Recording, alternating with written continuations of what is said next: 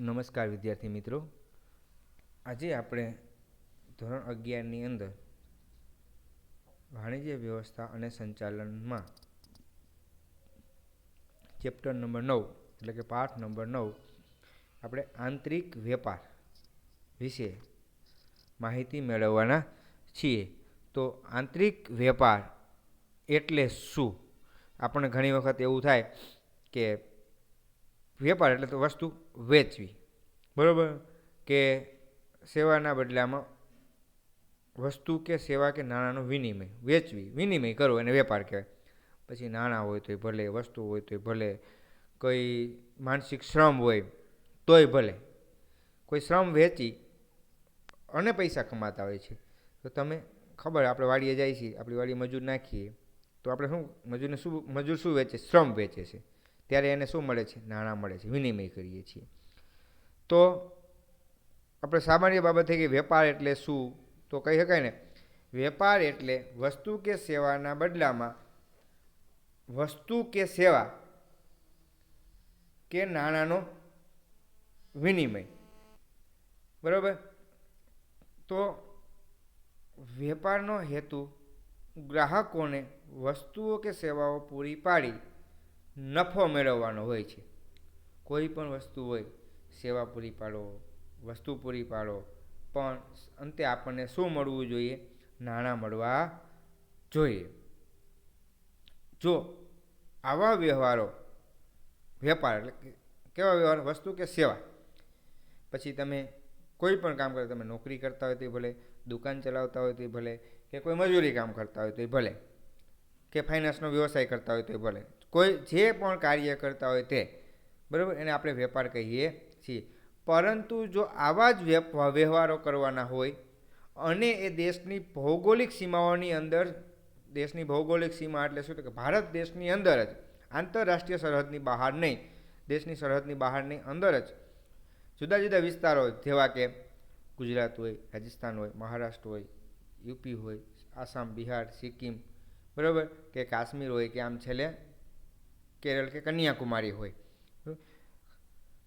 આવા વિસ્તારો કે પ્રદેશો વચ્ચે કે રાજ્ય વચ્ચે થતા હોય તો તેને આંતરિક વેપાર કહેવામાં આવે છે. ઉદાહરણ તરીકે તમને કહી દઈએ તો કોઈ રાજકોટનો વેપારી મહારાષ્ટ્ર કે મુંબઈ વસ્તુ વેચે તો એને આંતરિક વેપાર કહેવાય, બરાબર.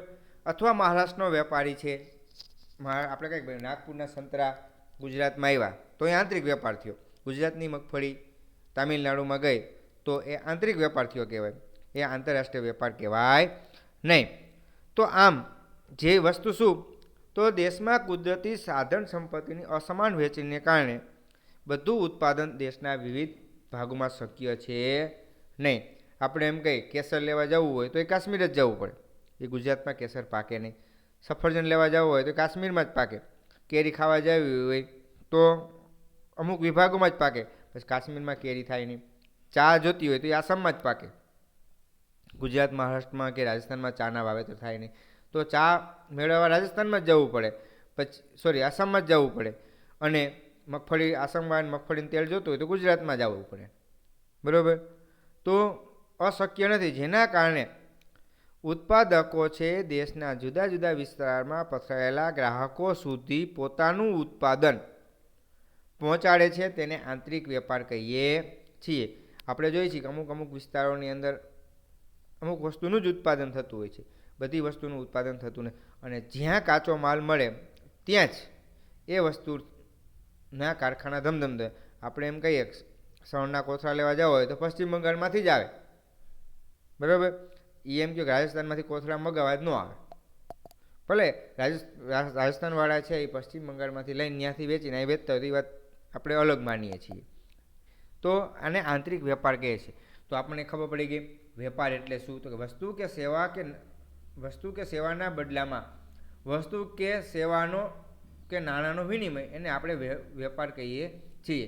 પણ અહીંયા આપણે એ જોવાનું હતું કે આંતરિક વેપાર તો કે દેશના ભૌગોલિક સીમાઓની અંદર, બરાબર, જુદા જુદા વિસ્તારો કે પ્રદેશો વચ્ચે કે રાજ્યો વચ્ચે થતો હોય તેને આપણે આંતરિક વેપાર કહીએ છીએ. તો આંતરિક વેપાર શું થયું? દેશની ભૌગોલિક સીમાઓની અંદર કોઈ પ્રદેશ હોય, કોઈ રાજ્ય હોય, વચ્ચે જે થતો હોય એને આંતરિક વેપાર કહીએ છીએ. તો આંતરિક વેપારનો અર્થ આવડી ગયો. દેશની ભૌગોલિક સીમાઓની અંદર થતો વેપાર એટલે આંતરિક વેપાર. તો આંતરિક વેપારની અંદર આપણે જોઈએ તો જે તે દેશનું ચલણ, તોલમાપ, વેપારી રીત રસમો, બરાબર, કાયદાકીય બાબતો સમાન હોય છે. ત્યારે ભારત હોય તો ભારતનો આંતરિક વેપારની અંદર ભારતનું ચલણ પણ સમાન હોય છે, તોલમાપની પદ્ધતિ સમાન હોય છે, વેપારીની જે રીત રસમો છે એટલે કે નિયમો એ પણ સમાન હોય છે. એટલે એમાં કોઈ ખોટી આટીઘૂટી આવતી નથી. આંતરિક વેપારની અંદર માલની હેરફેર સરળ હોવાથી સમય ઓછો લાગે છે, જોખમ ઓછું લાગે છે. ખરીદનાર અને વેચવાવાળા છે એકબીજાના સંપર્કમાં હોય છે અથવા સંપર્ક રાખી શકે છે. ધારો કે આપણે એમ કે ઇંગ્લેન્ડ હારે વેપાર કરીએ તો એ સંપર્ક હોય નહીં. એટલે અહીંયા થઈ ગયું કે ભાઈ આંતરિક વેપારની અંદર કોઈ પણ દેશ હોય તો એ જે તે દેશનું ચલણ, એમની તોલમાપ, એમના વેપારી રીત રસમો, કાયદાકીય બાબતો જેવી સમાન હોય છે. હેરફેર માટે સમય ઓછો જ હોય, જોખમ ઓછું હોય. ખરીદનાર અને વેચનાર છે એકબીજા સાથે સંપર્ક છે એ સરળતાપૂર્વક આસાનીથી રાખી શકે છે. તો આપણે જોઈએ કે હવે આ વેપારી પ્રવૃત્તિ છે એને અલગ અલગ રીતે વિભાગ પાડવામાં આવ્યા છે. તો એની અંદર પહેલું જ આવે તો આપણે જોઈએ સીમા, બરાબર. તો સીમાની અંદર આપણે કહીએ કે આંતરિક વેપાર છે એને આપણે જોઈએ સરહદની દ્રષ્ટિએ, બરાબર. તો સરહદની દ્રષ્ટિએ આપણે જોઈએ તો આંતરિક વેપાર અને વિદેશ વેપાર. વિસ્તરણની દ્રષ્ટિએ જોઈએ તો કે એક તો વિતરણ એટલે પ્રત્યક્ષ કે વ્યક્તિ સામે છે. એક પરોક્ષ વેપાર હોય તો પરોક્ષ વેપારની અંદર પણ આપણે જોઈએ કે મોટા મોટા એજન્સી આપણે કહીએ તો જથ્થાબંધ વેપાર કરતા હોય છે. એક છૂટક વેપાર જે આપણે સામાન્ય દુકાનો હોય એ ભાઈ 100 ગ્રામ આપે અને 200 ગ્રામ આપે એને આપણે છૂટક વેપાર કહીએ છીએ. જ્યારે કાર્ટૂન મોઢે આપે તો આપણે એને કંઈક જથ્થાબંધ વેપાર કહીએ છીએ. બીજી બાબત જોઈએ તો નાણાં ચૂકવણીની દ્રષ્ટિએ એક તો કે ક્રેડિટ ઉપર, શાખ એટલે ક્રેડિટ ઉપર થતો વેપાર, અને બીજી બાબત આપણે જોઈએ રોકડ વેપાર કે જે રોકડા નાણાં આપીએ છીએ અને આપણે વસ્તુ લઈએ છીએ તો રોકડ વેપાર. પછી માલની રવાનગી એટલે આપણે કીધું કે હાજર ન હોય, દુકાનમાં લખેલું હોય હાજરમાં હશે તે જ માલ મળશે, બીજી વસ્તુ આપવામાં આવશે નહીં. આવી બાબતો આપણે જોતા જોઈએ છીએ. બીજો વાયદો કે એક વાયદો કરી દીધો હોય કે ભાઈ આટલો માલ મારે જોશે તો એટલું ઉત્પાદન થાય, આટલો માલ ઉત્પાદન કરો, આટલા સમયમાં મને માલ પૂરો પાડવાનો, તો એને વાયદાનો વેપાર આપણે કહીએ છીએ. તો હવે આપણે જોઈએ કે વિતરણની દ્રષ્ટિએ જોઈએ તો આપણે એની અંદર જોઈએ કે જથ્થાબંધ વેપાર, બરાબર.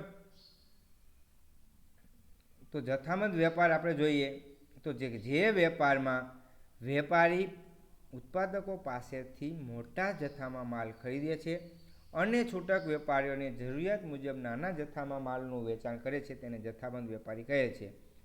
તો આપણે કહીએ તો આને કહીએ કે જથ્થાબંધ વેપારી એ ઉત્પાદક અને છૂટક વેપારી વચ્ચે કડી સમાન છે. મોટી મોટી કંપની પાસેથી જથ્થાબંધ વેપારીઓ પૂરો માલ લઈ લે અને નાના વેપારીઓને એ માલ પૂરો પાડે છે, જે તે સેન્ટરમાં માલ પૂરો પાડે છે. તો આપણે કહીએ હોલસેલના વેપારી જથ્થાબંધના વેપારી તરીકે આપણે કહીએ છીએ.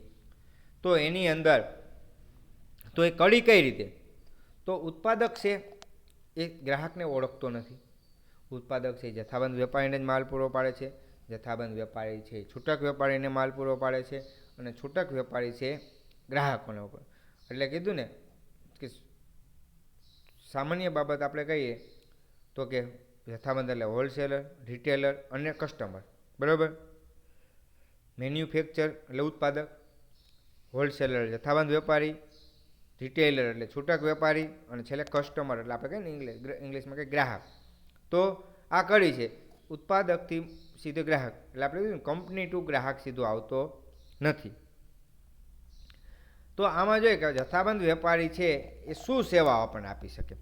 તો જથ્થાબંધ વેપારીની ઉત્પાદકને સેવા તો શું પૂરી પાડે, તો જથ્થાબંધ વેપારી છે તો કે મોટા મોટા ઓર્ડર ખરીદે કે ભાઈ 5 ગાડી, 15 ગાડી, 500 મણ, 500 પેકેટ, 5000 પેકેટ.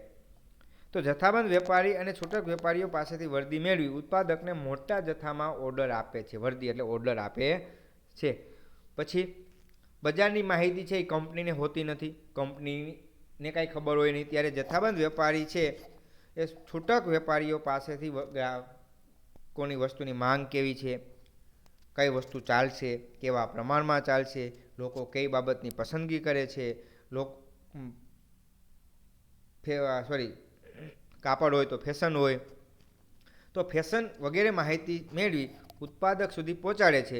એટલા કારણે છે કંપની છે એટલે ઉત્પાદક છે એ બજારની વર્તમાન પરિસ્થિતિથી જાણ થાય છે એમને, અને કેટલીક વખત માલના સંદર્ભમાં જરૂરિયાત મુજબ ફેરફાર સૂચવે છે કે ભાઈ હવે આ માલ છે એ બજારમાં ચાલે એમ છે, અને એમાં થોડોક ઘણા અંશે ફેરફાર કરી અને નવો માલ છે એ બજારમાં આપો. એટલે આપણે કહીએ કે ભાઈ નવી નવી ફેશન આવી તો ફેશનના પ્રમાણમાં એ ચાલતું હોય છે. પછી હોલસેલરને શું છે તો કે જથ્થાબંધ વેપારી ઉત્પાદક પાસેથી મોટા જથ્થામાં માલ ખરીદે છે, એટલે પોતાના સંગ્રહમાં પોતાના ગોદામમાં માલ લઈ લે એટલે ઉત્પાદકને માલ સંગ્રહ કરવો પડતો નથી. સીધો માલ જેટલું ઉત્પાદન કરે એટલું કોણ લઈ જાય છે તો કે જે હોલસેલર જથ્થાબંધ વેપારી લઈએ એટલે એને લેવો પડતો નથી. પછી વેચાણની ચિંતામાંથી મુક્તિ, કારણ કે કંપની છે એની પાસે જથ્થાબંધ વેપારી માલ ખરીદી લેતા હોય છે એટલે ઉત્પાદકને નાના જથ્થામાં માલના વેચાણમાંથી મુક્તિ મળે છે, એને કોઈ જરૂરિયાત ઊભી થતી નથી. મૂડી સીધી આવી જાય છે.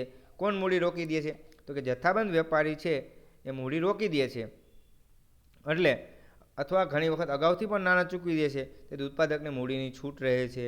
જોખમમાંથી મુક્તિ મળે છે તો કે જોખમ રહેતો ને કે માલ બગડવાનો પ્રશ્ન એને ઉદ્ભવતો નથી. કોણ માલ લઈ જાય છે તો કે જથ્થાબંધ વેપારી, એટલે ઉત્પાદકને માલ બગડવાની કોઈ ચિંતા રહેતી નથી. એટલે કીધું માલના ઘટ, બગાડ, માલનો નાશ વગેરેમાંથી બરાબર જોખમમાંથી ઉત્પાદક છે એ મુક્ત રહે છે, એટલે મુક્ત છે એ એને રહેતી નથી. ત્યારબાદ વેપારીની છૂટક વેપારીને શું સેવાઓ તો કે નાના વેપારી છે એને જરૂરિયાત પ્રમાણે માલ આપે છે, જોઈતો એટલો પ્રમાણ માલ આપે છે, એટલે છૂટક વેપારીઓને પણ માલનો સંગ્રહ કરવો પડતો નથી. છૂટક વેપારીઓને ક્રેડિટ ઉપર શાખ ઉપર માલ મળે છે, બરાબર. તો કારણ કે લાઈવ છે એ ઓળખતા હોય છે, તેથી તેઓ ઓછી મૂડીએ વધુ વેપાર કરી શકે છે. જથ્થાબંધ વેપારીઓ છે એ જાહેરાત કરતા હોય છે, એટલે છૂટક વેપારીને જાહેરાત ખર્ચમાં પણ શું આવે છે ઘટાડો આવે છે, બરાબર. એટલે જથ્થાબંધ વેપારીએ કરેલ જાહેરાત અને વેચાણ વૃદ્ધિના પ્રયત્નો લાભ છૂટક વેપારીને મળે છે, અને છૂટક વેપારીને જાહેરાત ખર્ચમાં ઘટાડો થાય છે. ફરિયાદ તાત્કાલિક મળી જાય. છૂટક વેપારી ગ્રાહકો પાસેથી મળેલ માલ અંગેની ફરિયાદો જથ્થાબંધ વેપારીને આપે છે, અને જથ્થાબંધ વેપારી ઉત્પાદક સુધી પહોંચાડે છે, એટલે ઝડપથી છે ફરિયાદ છે નીકળી જાય છે, બરાબર. પછી કોઈ જોખમમાંથી કોને મુક્તિ તો કે નાના વેપારીને. માલનો સંગ્રહ કોણ કરે છે તો કે જથ્થાબંધ વેપારીઓ માલનો સંગ્રહ કરે છે, એટલે નાના વેપારીઓને એ માલનો સંગ્રહ કરવો પડતો નથી, અને માલનો સંગ્રહ કરવો પડતો નથી એટલે માલમાં ઘટ, બગાડ, માલને નુકસાન થવું, ભાવમાં વધઘટ થવી, એ કોઈ જાતનો જોખમ છે એ નાના વેપારીઓને ભોગવવો પડતો નથી. પછી માર્ગદર્શન આપે છે. જથ્થાબંધ વેપારી છે પોતાના જ્ઞાન અનુભવનો લાભ છે નાના નાના વેપારીઓને આપે છે, અને માલનો ભાવ, એનો ઉપયોગ, વેચાણ અંગે જે અલગ અલગ પ્રકારની તાલીમ આપી અને એને માહિતગાર કરે છે, એટલા કારણે છે માલ છે એ વધુ વેચાય છે. એટલે આપણે જોયું જથ્થાબંધ વેપારીને ઉત્પાદકને સેવાઓ, જથ્થાબંધ વેપારીની છૂટક વેપારીઓને સેવાઓ, બરાબર. તો જથ્થાબંધ વેપારી છે એ મહત્ત્વનો ભાગ છે એ વેપારની અંદર ભજવે છે, બરાબર. હવેના પછી આપણે લેક્ચરની અંદર જોશું છૂટક વેપાર. જથ્થાબંધ વેપાર તો જોયો આપણે, હવે છૂટક વેપાર વિશે આપણે ચર્ચા કરવાના છીએ.